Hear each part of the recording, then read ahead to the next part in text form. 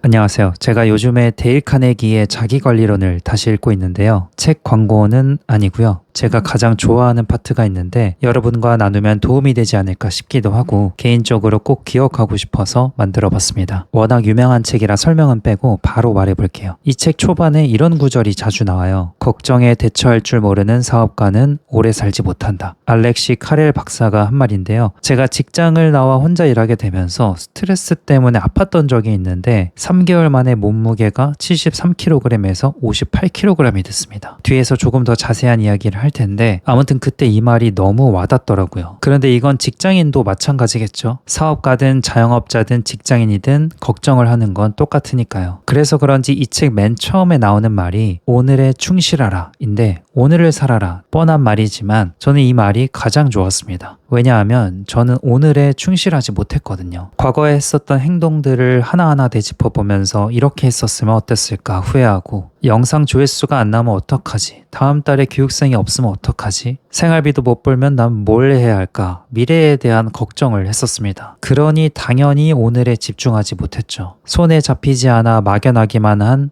미래를 신경 쓰느라 현재를 살지 못했던 겁니다. 그때 도움이 되었던 구절이 있는데 한번 이야기해 볼게요. 어제의 짐에 내일의 짐까지 더해서 오늘 지고 간다면 아무리 튼튼한 사람도 쓰러질 수밖에 없습니다. 물론 과거의 행동을 교훈 삼아 성장하고 미래를 계획하는 시간들은 필요합니다. 하지만 거기까지입니다. 그래서 저는 이 책을 읽고 난 후부터 과거를 떠올리며 이렇게 했으면 어땠을까 후회하고 계속 상상하는 게 아니라 이제는 이렇게 해야겠다. 딱 거기까지만 합니다. 미래를 대비하기 위한 계획은 세우지만 계획을 세우고 나면 막연한 미래에 대한 생각을 지워버려요. 지금 내가 하는 일이 미래를 대비하는 것이니까 현재에 집중하는 거죠. 제가 걱정이 얼마나 많은 사람이었냐면 병원에서 환자를 치료할 때 환자가 아무 말이 없으면 이 치료가 별론가? 다음에 안 오면 어떡하지? 이런 걱정을 했었어요. 그러다 보니 치료가 조급해지고 괜히 다른 치료 테크닉을 써보기도 하고 혼자 안절부절 난리도 아니었습니다. 당연히 환자들도 불안함을 느꼈겠죠. 그러다 내가 공부해온 것들을 믿고 지금 당장의 치료에 집중을 하니까 뭔가를 하면서도 불안했던 게 많이 사라지더라고요. 걱정이 아예 없어지는 건 아닌데 예전에는 그런 걱정에 잠겨 있었다면 몇 초 만에 벗어날 수 있는 상태? 마치 내가 지금 꿈속에 있구나. 그런 상태를 빠르게 자각하고 벗어날 수 있는 그런 사람이 되었더라고요. 오늘에 충실하라. 이 말이 계획 없이 오늘만 즐기라는 뜻은 아니겠죠. 책에서도 미래를 계획하고 위험에 대비하라는 말을 합니다. 다만 대비까지 해두었으면 거기서 손을 떼고 오늘로 돌아오라는 거죠. 그 다음 두 번째로 걱정을 해결하는 마법의 공식이 나옵니다. 이것도 또 뻔한 말인데 최악의 상황을 그려보고 그걸 받아들일 수 있으면 평화가 찾아온다. 그 다음에는 최악의 경우를 개선할 수 있는 걸 하라는 거예요. 저는 무엇을 하든지 걱정을 먼저 하기 때문에 부족한 상태에서는 절대 시작하지 않거든요. 그래서 항상 준비 과정이 길다 보니 중간에 지쳐버리는 경우도 많았어요. 그래서 저는 이걸 극복하기 위해 이 마법 같은 공식을 자주 이용했습니다. 제 일화를 하나 말해보자면 직장을 그만두고 나만의 일에 집중을 해볼까 고민할 때 이게 너무 불안한 거예요. 고정적인 수익을 포기하는 게 쉽지도 않고 유튜브랑 나만의 사업을 한다는 게 잘 된다는 보장이 없었으니까요. 제 주변에 이런 일을 하는 사람도 없었고요. 그때 제가 정확하게 기억나는 게 점심을 먹고 병원 근처를 걸으면서 이런 질문을 스스로에게 했었어요. 직장을 그만뒀을 때 최악의 경우는 뭘까? 돈을 못 버는 거죠. 1년 동안 수익이 0원이면 어떡하지? 지금 모아둔 돈이 이 정도니까 1년은 버틸 수 있어. 그때 이렇게 생각을 하니까 복잡했던 생각이 거짓말처럼 사라지는 거예요. 진짜 평화가 찾아온 거죠. 음식 하나 고르는데도 엄청 고민하는 제가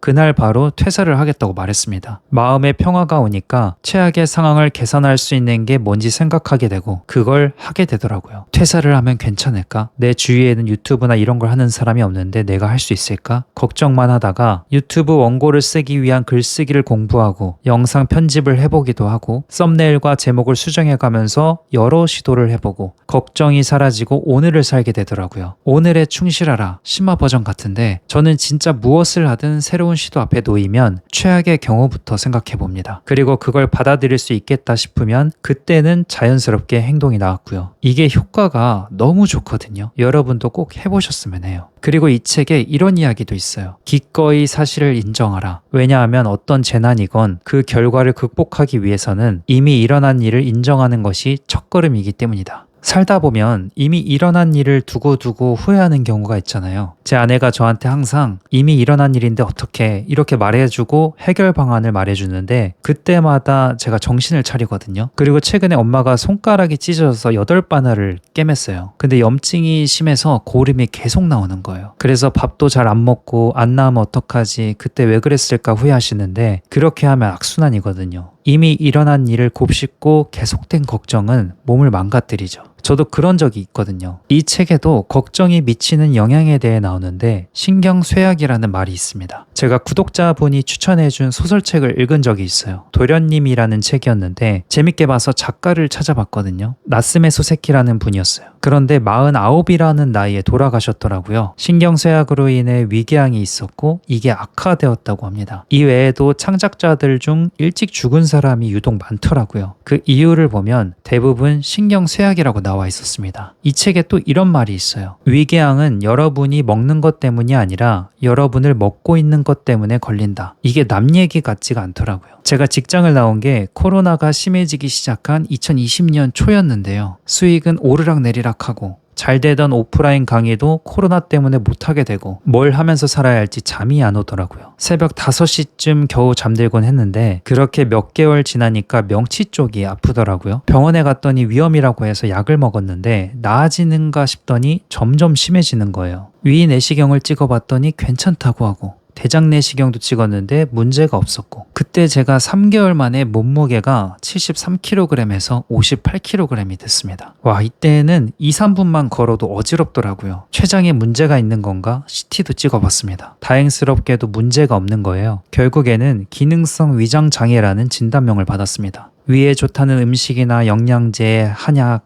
발효된 고추장도 물에 타서 먹어보고 민간요법이란 민간요법은 이것저것 다 해봤는데 안 낫더라고요. 젊은 나이에 왜 이런 건지 먹고 싶은 음식도 못 먹고 점점 우울해지면서 또 걱정을 하고 밤마다 인터넷을 찾아보면서 부정적인 이야기만 찾아 읽었습니다. 그렇게 2년 동안 나아지고 나빠지고를 반복하다가 부모님 집에 들어갔거든요. 그런데 잠도 잘 오고 소화가 잘 되는 거예요. 엄마가 요리하는 소리, TV를 보며 주인공과 대화하는 엄마, 쓸데없는 말을 해서 엄마에게 잔소리 듣는 아빠, 남자친구와 통화하는 누나, 그러한 소리들이 들려오니까 마음이 편안하더라고요. 그래서 그런지 막연한 걱정도 떠오르지 않았고요. 그때부터 사람들과 취미를 공유하기도 하고 운동도 같이 할 수 있는 동호회에 들어가기도 했죠. 거기서 지금의 아내를 만났고요. 아무튼 어떤 특별한 이유 없이 소화가 안 된 게 저는 걱정과 스트레스가 가장 큰 원인이었던 것 같아요. 이걸 해결하려고 하니까 좋아지더라고요. 저는 원래 음식을 먹을 때마다 이 음식은 소화가 잘 될까? 다시 나빠지면 어떡하지? 이런 생각을 자주 했었는데 그때 당시에 여자친구였던 아내가 위내시경을 했는데 문제가 없었으니까 걱정하지 말라고, 그런 생각을 하면 더 소화가 안 될 거라고, 소화가 잘 될 거다 잘 될 거다 이렇게 말해보라는 거예요. 신기한 게 이게 도움이 되더라고요. 진짜 제가 이런 거 안 믿거든요. 그런데 제가 직접 경험을 해보니까 사람은 이 생각이 몸을 지배할 수도 있겠구나, 그런 믿음이 생겼습니다. 물론 그럼에도 과식을 하면 소화가 안 될 때가 있어요. 그래서 저는 수시로 폼롤러로 등을 풀어줍니다. 흉추 가동성 운동도 같이 하는데 소화가 잘 안 되는 분이 있다면 이거 꼭 한번 해보세요. 제가 또 물리치료사 출신 아닙니까? 이 부분은 조금 설명을 드릴 수 있는데 등에 있는 척추에서 위장 운동을 조절하는 자율신경이 나와요. 자율신경이 뭐냐면 교감신경이랑 부교감신경을 말하는데요. 우리 몸이 위험을 느끼면 교감신경이 활성화되면서 긴장도가 높아지고 싸울 준비를 하게 됩니다. 저희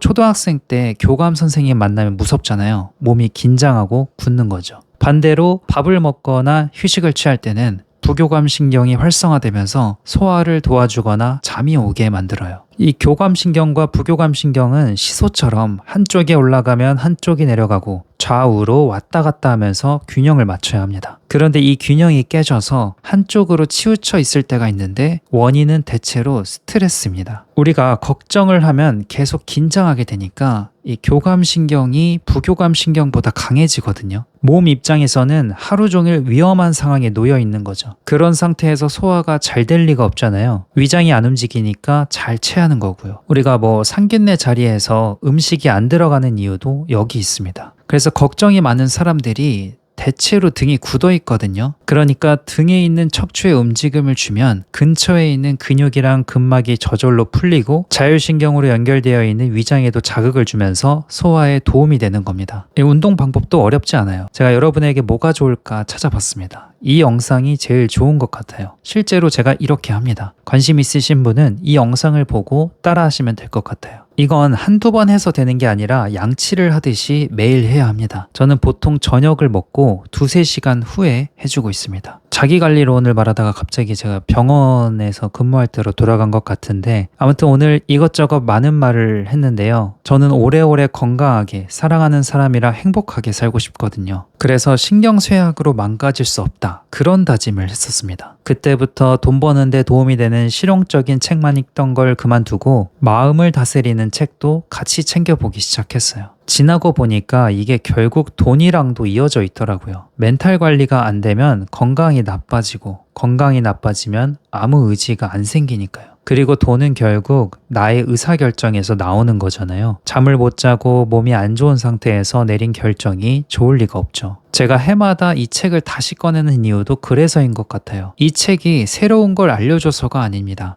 조금만 상황이 나아지면 까먹게 되니까 중간중간 되짚어 보는 거죠. 저는 지금도 걱정이 많은 편인데 아마 이 성격 자체는 안 바뀔 것 같아요. 다만 걱정이 올라올 때 뭘 하면 되는지는 이제 압니다. 만약 여러분이 요즘 걱정이 많으시다면 이 2가지만 해보셨으면 좋겠어요. 하나는 지금 걱정하는 일의 최악이 어디까지인지, 다른 하나는 현재 일어난 사실을 인정하고 최악의 경우를 개선하기 위해 뭘 해야 하는지, 그것으로 오늘을 충실하게 살아보는 겁니다. 우리가 걱정을 막을 수는 없지만 현명하게 대처하여 미래를 대비할 수 있는 여러분과 제가 되었으면 좋겠습니다. 오늘도 긴 영상 봐주셔서 감사합니다. 내성적인 건물주였습니다.